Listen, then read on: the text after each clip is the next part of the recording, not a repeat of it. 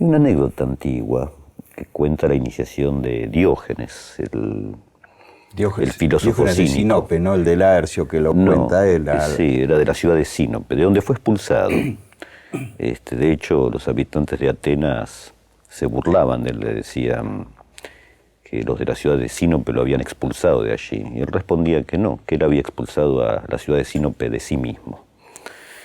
Pero de hecho lo expulsaron porque... ¿Lo expulsaron a él o al padre, que era el acunador de moneda? Ambos. Sí, tenía 18 años, Diógenes, no era filósofo, era tan solo el hijo del acuñador de moneda, del numismático, del gobernante de Sinope. Y bueno, no es claro qué pasó, pero digamos que se quedó con un vuelto, como se dice, o acuñó de más. Así que fue expulsado de la ciudad, en una época donde un acuñador, como un metalúrgico, eran el herrero, eran personajes muy importantes en la ciudad, porque sabían moldear y cambiar los metales, la forma de los metales. De hecho, los expertos en metalurgia en la antigüedad eran personas muy requeridas, muy bien pagadas, muchas veces capturadas y tratadas con magnificencia, pues podían hacer espadas, podían hacer armas y dinero.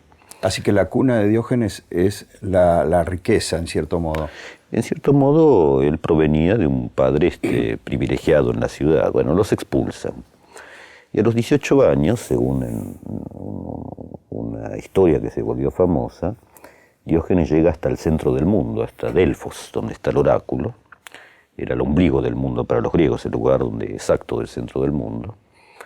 A hacer su pregunta ante la pitonisa, es decir, preguntas que la población peregrinaba hasta ese lugar, como a otros sitios también, a otros oráculos, para averiguar algo importante, enigmático. En general las respuestas de la pitonisa eran bastante enigmáticas, descifradas por los sacerdotes, que intercedían con la persona que iba allí a exponer su problema o su pregunta, y al mismo tiempo le daban una explicación coherente.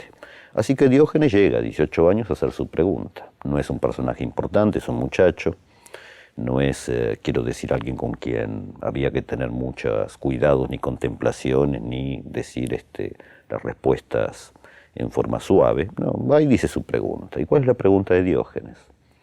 Es una pregunta que no debe hacerse a la pitonisa, es decir, es una pregunta vanidosa, una pregunta excesiva. La pregunta de Diógenes es, ¿qué debo hacer para volverme famoso en la ciudad? Es decir, ¿qué debo hacer para ser famoso en la ciudad? Tenía el problema de los chicos de hoy. Exacto. A lo cual la pitonisa le responde, cambia el valor de la moneda. Es decir, eso es lo que tienes que hacer.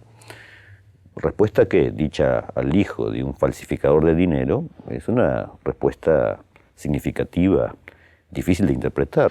Y Diógenes comprende algo muy importante. Comprende que la moneda es lo que más circula en la vida social. No hay nada que circule tanto como la moneda, o el billete, como diríamos hoy. En aquella época eran monedas. Que es difícil encontrar una persona en la vía pública que no tenga al menos unas moneditas, un poco de calderilla en el bolsillo, porque es la única forma de sobrevivir. El único lugar donde no usamos dinero es en nuestras casas, pero al salir ya la persona va con cierta seguridad, con una especie de banco propio en el bolsillo, aun cuanto esto suponga muy poco dinero. Eso iguala a todas las personas. Entonces Diógenes pensó, ¿hay algo que circule más que el dinero en la ciudad? Y dijo, hay algo que circula aún más con que el dinero, que son las palabras.